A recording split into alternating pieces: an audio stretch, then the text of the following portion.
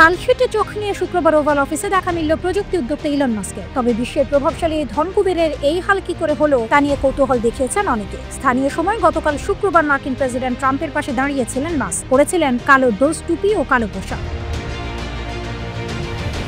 এদিনটি ছিল সরকারের দক্ষতা বিভাগের প্রধান হিসেবে মাস্কের বিদায়ের উপলক্ষ। সাংবাদিক ব্রেট স্যামুয়েলস মাস্ককে জিজ্ঞেস করেন তার চোখে কি হয়েছে। উত্তরে মাস্ক বলেন, আমি ছোট এক্স এর সঙ্গে খেলাধুলা করছিলাম, ওকে বললাম চলো আমাকে ঘুষি মারো, ও ঘুষি মারল। দেখা গেল এমনকি 5 বছরের বাচ্চার ঘুষিও সত্যিই বেশ লাগে। ট্রাম্প তখন বলেন, ওটা এক্স করেছে, ও পারে, যদি তুমি এক্স কে চেনো জানবে ও এটি করতে পারে। মাস্ক আরো জানান এখন এক্স তার মায়ের সঙ্গে আছে। এর আগে ফেব্রুয়ারিতে ওভাল অফিসে এক্স কে দেখা গিয়েছিল এবং সে প্রেসিডেন্টের সঙ্গে মেরিন ওয়ানেও গেছে।